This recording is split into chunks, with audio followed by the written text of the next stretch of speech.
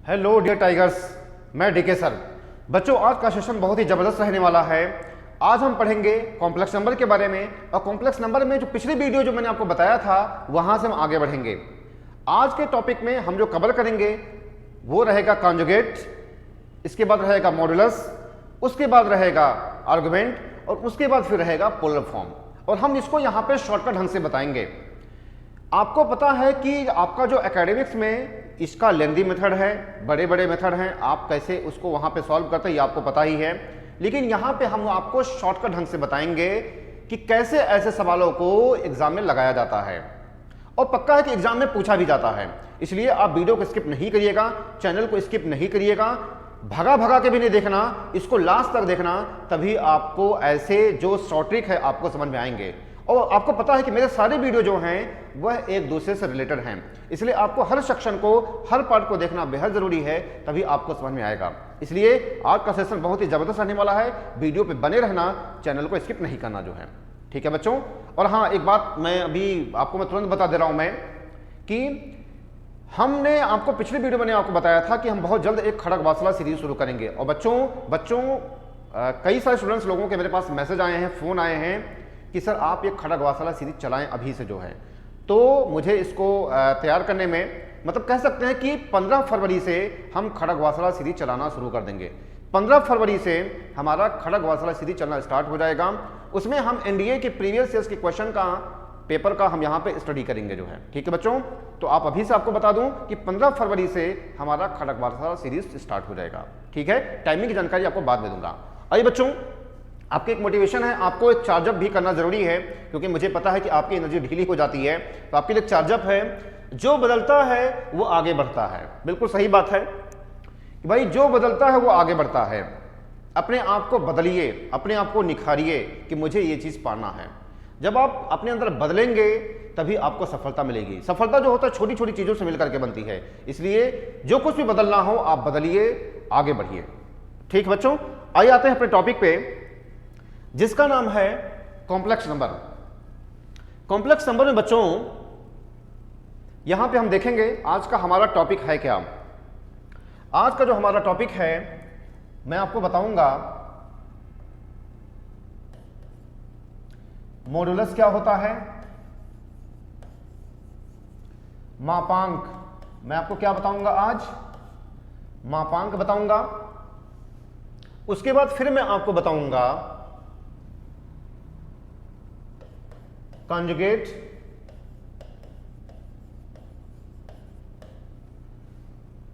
संयुग्मी इसको हम बोलते हैं हिंदी में, इसको हम क्या बोलते हैं, संयुग्मी बोलते हैं। आज हम आपको क्या क्या बताएंगे, कॉन्जुगेट के बारे में बताएंगे, मॉडुलस के बारे में बताएंगे यानी मापांक के बारे में बताएंगे, फिर हम आपको आर्गुमेंट के बारे में बताएंगे। इसको हम हिंदी बोलते हैं कोणांक बोलते हैं। जो हिंदी मीडियम के लोग हैं इसको हम क्या बोलते हैं, इसको हम कोणांक बोलते हैं। और फिर हमारा जो है फिर रहेगा पोलर फॉर्म।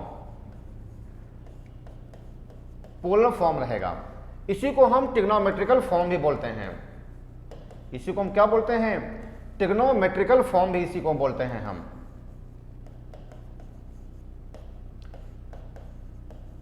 इसी को हम एम्पलीट्यूड फॉर्म भी बोलते हैं। इसी को हम एम्पलीट्यूड फॉर्म भी बोलते हैं। मॉडुलस एम्पलीट्यूड फॉर्म, इसको हम क्या बोलते हैं, इसको हम बोलते हैं मॉडुलस एम्पलीट्यूड फॉर्म, इसी को हम बोलते हैं। ये इसके नाम है, ठीक है। इसको हम क्या बोलते हैं, polar form, trigonometrical form, modulus amplitude form, ये सब इसके अलग अलग नाम हैं, ठीक है बच्चों। आज हम क्या क्या पढ़ेंगे यहां पे, कंजुगेट क्या होता है। देखो पक्का है यहां से आपके एग्जाम में सवाल पूछा जाता है, पक्का है, एक आध क्वेश्चन जरूर पूछा जाता है एग्जाम में, एनडीए के एग्जाम में, ठीक। और यहां पे हम खास बात है कि हम इसको शॉर्ट ट्रिक ढंग से पढ़ेंगे, शॉर्टकट ढंग से पढ़ेंगे कि चुटकियों में आप कैसे सॉल्व कर लेंगे। इसलिए आप अंत तक वीडियो को जरूर देखना, भगा भगा के वीडियो मत देखना जो है। देखेंगे बच्चों आज हम क्या आपको बताएंगे, कंजुगेट बताएंगे, मॉडुलस के बारे में बताएंगे, आर्गुमेंट के बारे में बताएंगे, और पोलर फॉर्म, इसको हम हिंदी में ध्रुवीय रूप भी बोलते हैं। इसको हम बोलते हैं ध्रुवीय रूप भी हम इसको बोलते हैं। पोलर फॉर्म बोलते हैं, ट्रिग्नोमेट्रिकल फॉर्म भी इसको बोलते हैं, या मॉड्यूलस एम्पलीट्यूड फॉर्म होते हैं। इसके अलग अलग तरीके होते हैं कहने के। तो आइए बारी बारी से देखते हैं क्या होता है। यहां पे पहला क्या है, कॉन्जुगेट। पहला क्या है बच्चों, कॉन्जुगेट होता क्या है? कॉन्जुगेट यानी संयुग्मी। संयुग्मी देखो बच्चों, हमारा जो मेन फोकस रहेगा वो आपके क्वेश्चन पेपर ज्यादा लगवाने पर रहेगा। हम आपको मैक्सिमम हम क्वेश्चन की प्रैक्टिस कराएं, ठीक है। इसलिए एक आध जो वीडियो यहाँ पे बन गए हैं, जो मतलब इस पर वीडियो बना रहा हूँ मैं सीरीज जो है, इसको हमें कम फोकस करना है, हमें कॉन्सेप्ट, हमें क्वेश्चन पे ज़्यादा फोकस करना है, ठीक है। और ये सब छोटे छोटे कॉन्सेप्ट आइए देखते हैं जो आपके लिए इंपॉर्टेंट है। देखिए संयुग्मी होता क्या है, मान लीजिए कोई भी कॉम्प्लेक्स नंबर है x प्लस आई वाई, तो अगर हम संयुग्मी लिखने का जो तरीका होता है ये जड़ बार बोलते हैं। इसको हम क्या पढ़ते हैं, जड़ बार, यानी कंजुगेट ऑफ जड़। इसको क्या पढ़ते हैं, कंजुगेट ऑफ जड़ पढ़ते हैं। ये हो जाता है x माइनस आई वाई। कहने का मतलब क्या है, कंजुगेट होता क्या है? कंजुगेट का मतलब ये है जहां पे प्लस आई है वो माइनस आई हो जाएगा।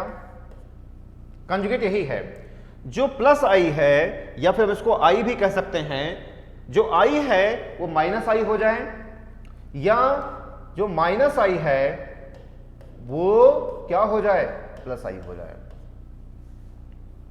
कहने का मतलब यह है, कंजुगेट का सीधा सा जो मतलब है कि अगर प्लस आई हो तो माइनस आई हो जाए, या फिर माइनस आई हो तो प्लस आई हो जाए। यही होता है। सिर्फ आई को आप देखेंगे, आई का आप देखेंगे कि आई का के साथ जो है साइन क्या है। अगर प्लस आई है तो इसका कंजुगेट क्या हो जाएगा, माइनस आई। अगर माइनस आई है तो इसका कंजुगेट प्लस आई हो जाएगा। बस केवल आई वाले पोर्शन को आप देखेंगे।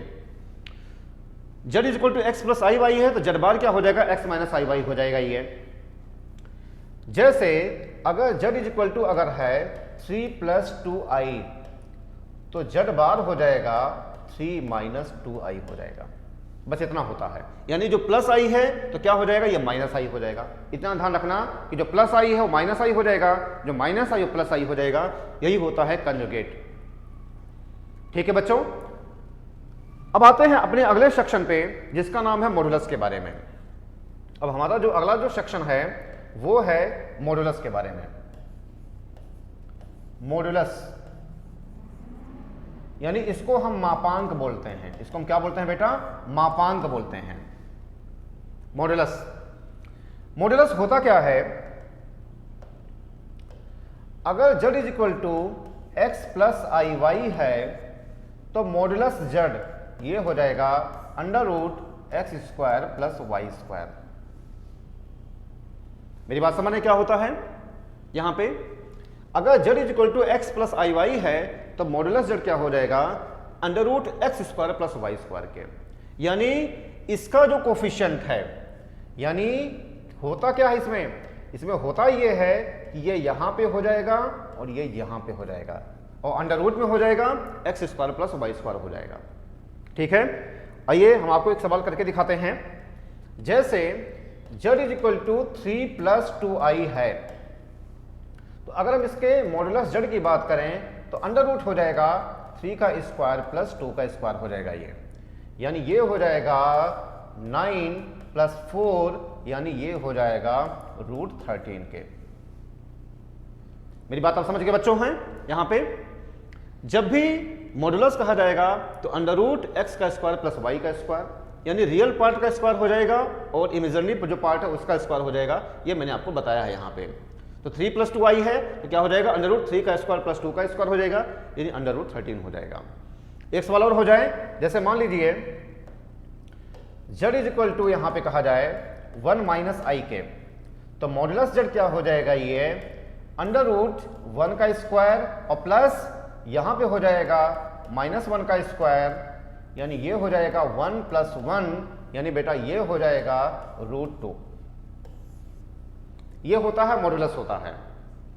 ठीक है बच्चों, तो आप समझिएगा एक छोटा सा कॉन्सेप्ट है, कोई इतना बड़ा कठिन नहीं है ये। जब भी मॉड्यूलस कहा जाएगा तो रूट एक्स का स्क्वायर प्लस वाई का स्क्वायर, मैंने आपको यहां पे इसका एग्जांपल भी दे दिया है, समझ गए हैं। अब हमारा जो मोस्ट इंपॉर्टेंट है वो है आर्गुमेंट के बारे में, आर्गुमेंट या कोडांग के बारे में। आपने एकेडमीज में पढ़ा भी है इसको, लेकिन हम यहां पे शॉर्टकट ढंग से बताएंगे कि आप इसको कैसे लगा सकते हैं। ठीक है, आइए देखते हैं आर्गुमेंट या कोडांग के बारे में।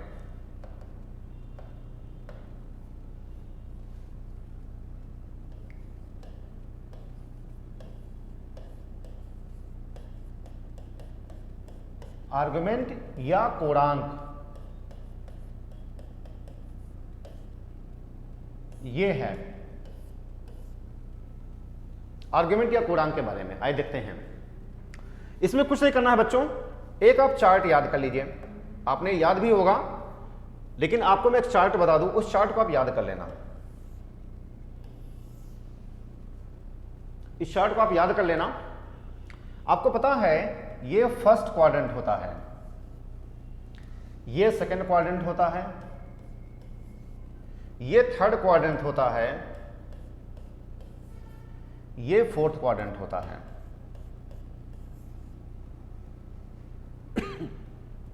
ठीक है, ये क्वाड्रेंट आपको पता है। आपको ये भी पता है, आपको ये भी पता है कि यहां पे प्लस प्लस होता है, यहां पे प्लस प्लस होता है, आपको ये भी पता है यहां पे प्लस प्लस होता है। जो सेकंड क्वाड्रेंट होता है यहां पे माइनस प्लस होता है। ठीक है, जो सेकंड क्वाड्रेंट होता है वो क्या होता है, वो यहां पे माइनस प्लस होता है।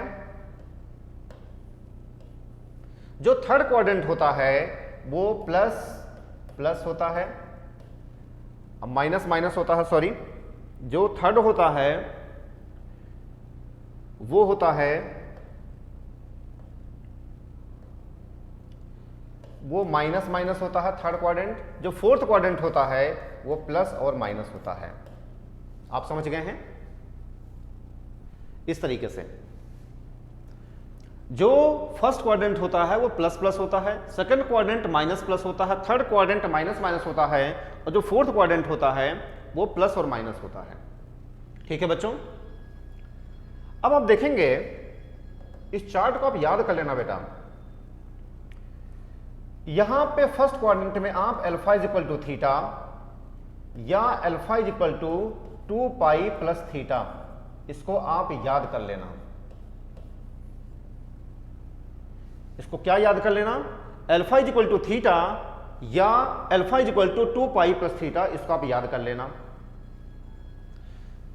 फर्स्ट क्वाड्रेंट की बात बता रहा हूं मैं। अच्छा, अल्फा है क्या? अल्फा जो है बेटा, अल्फा जो है ये है क्या? जो अल्फा है वो है, जो अल्फा है वो है आर्गुमेंट। वो क्या है? आर्गुमेंट है। दिखाई दे रहा है? जो अल्फा क्या है वो बेटा आर्गुमेंट है। यहां पे क्लियर है? आप देखेंगे alpha is equal to theta और alpha is equal to 2 pi plus theta, ये फर्स्ट क्वाड्रेंट में रहेगा। जो सेकंड क्वाड्रेंट रहेगा वो रहेगा alpha is equal to pi minus theta, ये सेकंड क्वाड्रेंट में होगा। ठीक है बच्चों, सेकंड क्वाड्रेंट क्या होगा? Alpha is equal to pi minus theta. मैंने बताया है अल्फा क्या है, अल्फा जो है आर्गुमेंट है। अगर हम थर्ड क्वाड्रेंट की बात करें तो alpha is equal to minus pi minus theta, या इसी को हम कह सकते हैं, इसी को हम कह सकते हैं माइनस पाई प्लस थीटा, इसी को हम कह सकते हैं। देखेंगे, मैं आपको थोड़ा जूम करके दिखा दूं। थर्ड क्वाड्रेंट में क्या होगा? Alpha is equal to pi minus theta या alpha is equal to minus pi plus theta, minus से हमने मल्टीप्लाई कर दिया है। ऐसा भी मिलता है alpha is equal to pi plus theta, ये भी होता है, ये थर्ड क्वाड्रेंट में। क्लियर है बच्चों? तो सेकंड क्वाड्रेंट क्या हो जाएगा? Alpha is equal to pi minus theta, या माइनस से मल्टीप्लाई करेंगे तो माइनस पाई प्लस थीटा, या alpha is equal to pi plus theta, ये भी मिलता है आपके सिलेबस में, मतलब आपकी किताबों में मिलता है ये। ठीक है। फोर्थ क्वाड्रेंट की बात करें तो अल्फा इज इक्वल टू होता है माइनस थीटा या alpha is equal to 2 pi minus theta, सभी का मतलब एक ही है। ऐसे समझ गए बच्चों? तो आप एक बार चार्ट देख लीजिए कैसे क्या है, ताकि आपको समझ में आ जाए।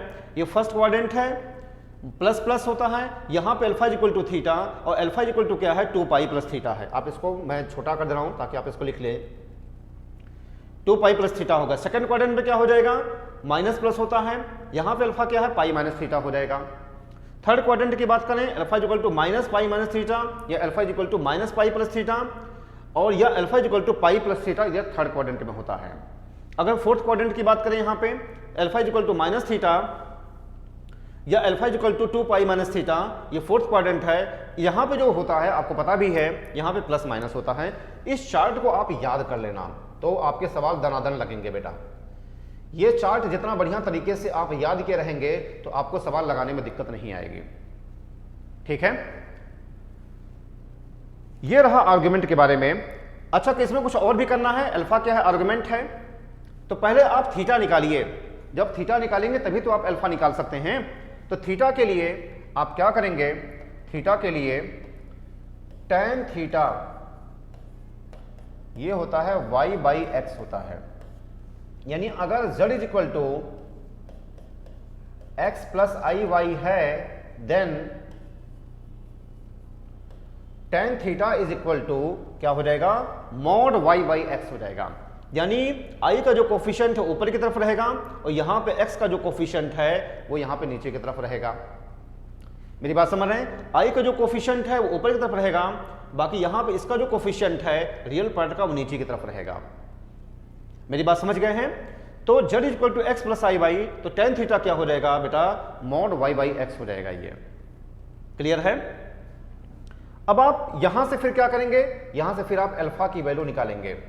और आपको पता है अल्फा की वैल्यू क्या होती है। अगर फर्स्ट क्वाड्रेंट में रहेगा तो आप क्या यूज करेंगे, सेकंड क्वाड्रेंट में रहेंगे क्या यूज करेंगे, थर्ड क्वाड्रेंट फोर्थ क्वाड्रेंट में क्या क्या रहेगा, आप उसी हिसाब से इसका यूज करेंगे बच्चों। ठीक है, आगे बढ़ें, आगे बढ़ेंगे। अच्छा, अब हम आते हैं, आपको अभी हम बता दें पोलर फॉर्म के बारे में। पोलर फॉर्म होता क्या है, पोलर फॉर्म के बारे में। पोलर फॉर्म, पोलर फॉर्म ये हमारा है। ठीक, इसमें कुछ नहीं करना है बच्चों। इसमें जो करना है आपको, z is equal to x plus i y है, तो आप क्या निकालिए, अल्फा की वैल्यू निकालिए। z is equal to x plus i y है तो आप क्या करेंगे, अल्फा की वैल्यू निकालेंगे, यानी आप आर्ग्यूमेंट निकालेंगे। फिर आप क्या करेंगे, r cos alpha plus i sine alpha, इस फार्मूले का आप यूज करेंगे। इस फार्मूले का आप यूज करेंगे। आर क्या है, cos alpha plus i sine alpha, इस फार्मूले का आप यूज करेंगे। अल्फा है क्या, ये बेटा आर्गुमेंट है।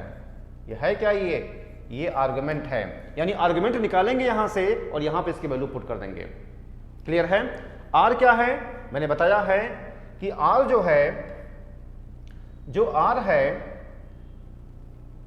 आर इज इक्वल टू होता है मॉड्यूलस जेड, यानी under root x square plus y square, ये होता है। मेरी बात समझ गए हैं? पोलर फॉर्म के लिए आप क्या करेंगे, मान लीजिए एक आइडियल फॉर्म मैं आपको बता दे रहा हूं मैं, z equal to x plus i y है, तो अल्फा आप सबसे पहले आप निकालिए, यानी r cos alpha plus i sine alpha, यही होता है पोलर फॉर्म होता है। अल्फा है क्या, आर्गुमेंट है, मैंने आपको बताया है। आर की वैल्यू आप कैसे निकालेंगे, ये होता है मॉड्यूलस जेड, ये होता है under root x square plus y square के। ये होता है पोलर फॉर्म निकालने का तरीका। ठीक है बच्चों, आप इसका स्क्रीनशॉट ले लीजिए, फिर हम आगे बढ़ें। अब आइए आगे बढ़ेंगे, आइए हम आगे बढ़ेंगे। एक क्वेश्चन हम लेते हैं, एक क्वेश्चन हम लेते हैं, क्या करेंगे हम उसमें, क्वेश्चन हम लेते हैं z is equal to 1 plus i. इस क्वेश्चन को हमने लिया, हमें इसका क्या निकालना है, हमें इसका कॉन्जुगेट भी निकालना है। कॉन्जुगेट क्या हो जाएगा, 1 माइनस आई हो जाएगा। तो कॉन्जुगेट से हमें कोई मतलब नहीं है, कॉन्जुगेट वो यहाँ पे कोई ज़रूरत नहीं है। हमारी जो मेन है वह है आर्गुमेंट और पोलर फॉर्म हमारे लिए मेन है। तो मान लीजिए क्वेश्चन है z is equal to 1 plus i है ये, तो आप क्या निकालेंगे? सबसे पहले आप आर्गुमेंट निकालिए। आर्गुमेंट क्या करेंगे आप निकालिए, पहले आप निकालिए tan थीटा। ये क्या होता है बेटा? मैंने आपको बताया है y बाई एक्स, यानी यहाँ पे क्या हो जाएगा 1/1। भाई y की जगह पे क्या है? i का कोफिशिएंट क्या है? 1 है ये, और x का कोफिशिएंट क्या है? यहाँ पे 1 है, यानी 1 हो गया, यानी ये हो जाएगा tan पाई बाई 4 हो गया ये। ठीक है बच्चों, तो थीटा इज इक्वल टू क्या हो जाएगा? पाई बाई 4 हो गया ये। देखेंगे आप z is equal to 1 plus i हो जाएगा ये, तो tan थीटा क्या हो जाएगा? मॉड y बाई एक्स, यानी 1/1 हो जाएगा। ठीक है, यहाँ पे i का कोफिशिएंट 1 है और x यानी 1 है, यहाँ पे 1 यानी tan पाई बाई 4, थीटा क्या हो जाएगा बेटा? पाई बाई 4 हो जाएगा ये। ठीक है, अब आप क्या निकालेंगे? अल्फा की वैल्यू निकालेंगे। अल्फा क्या होता है बेटा? पहले आप देखो किस क्वाड्रेंट में है ये जो है ये किस क्वाड्रेंट में है बेटा? ये जो क्वाड्रेंट है ये फर्स्ट क्वाड्रेंट में है बेटा। किसमें है ये? 1 प्लस आई। यहां पे क्या क्या यूज हुआ है? यहां पे प्लस प्लस यूज हुआ है।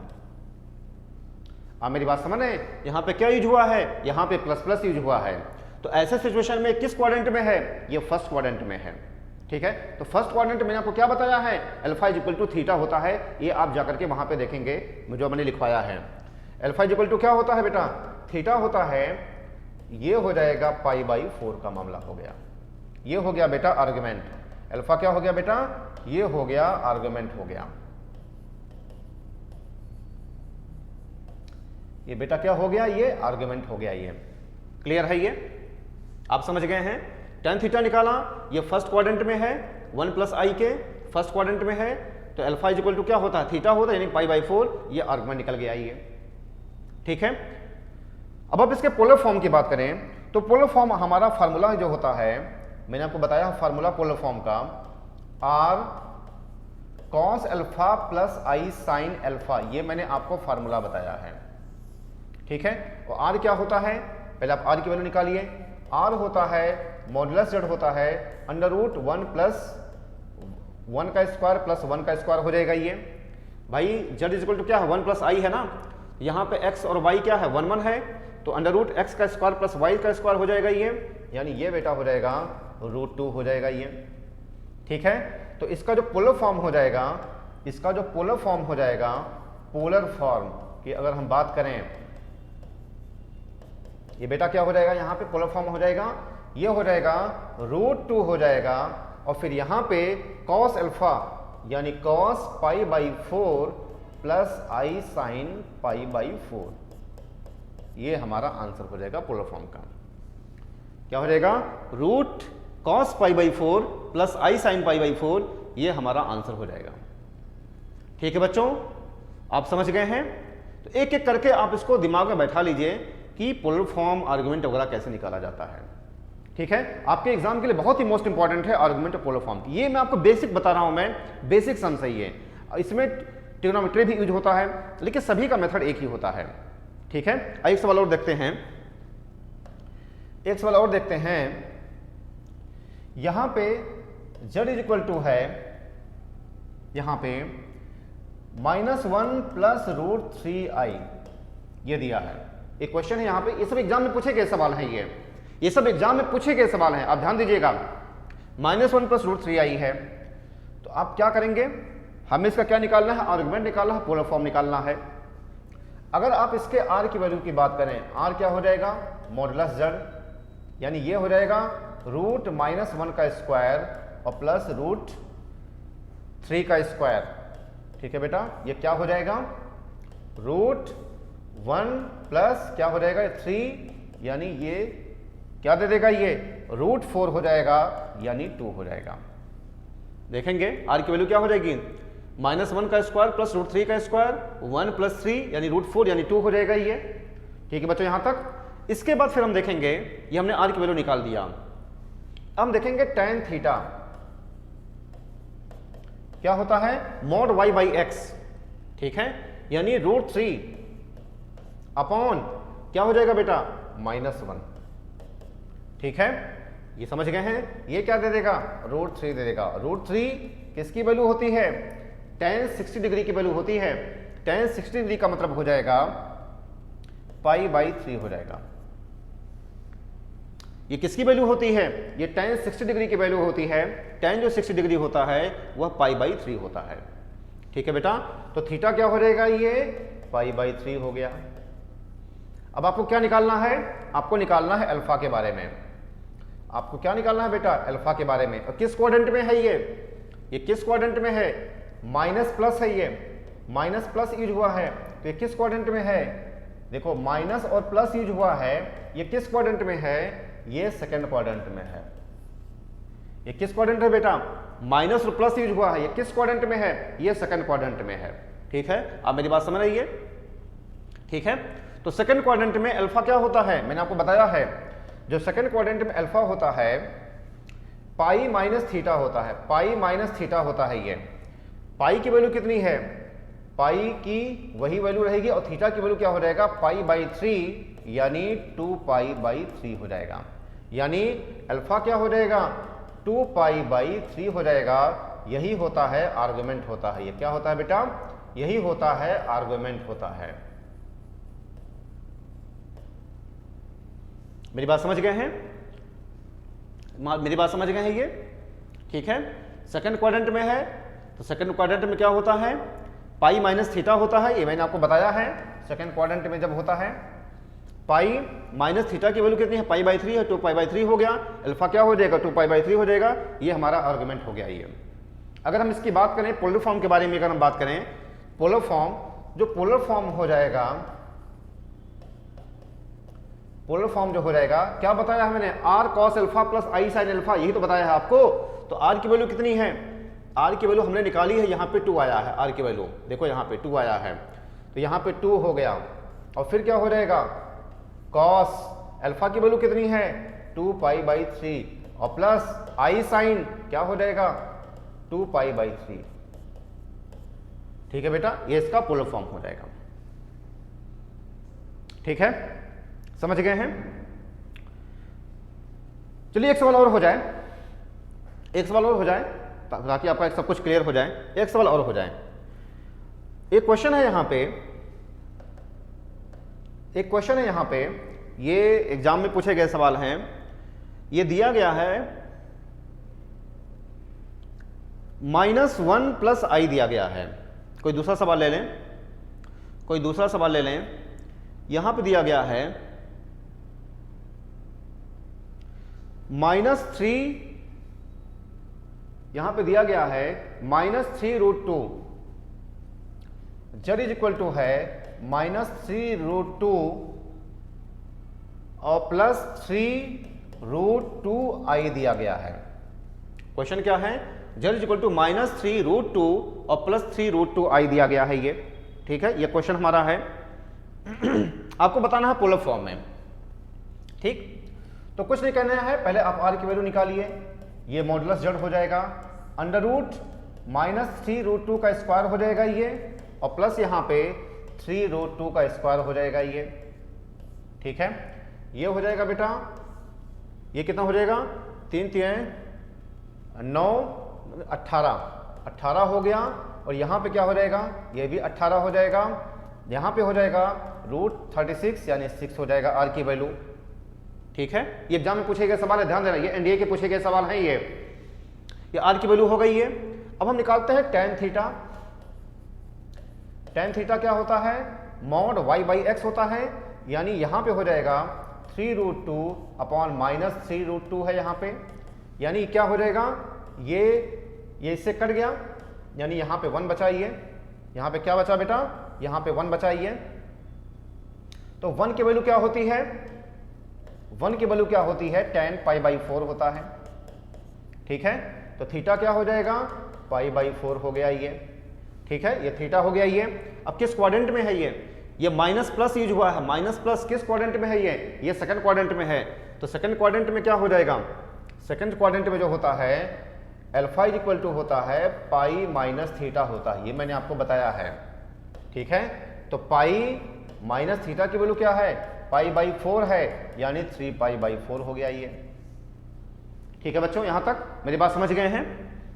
मेरी बात समझ गए ना ये?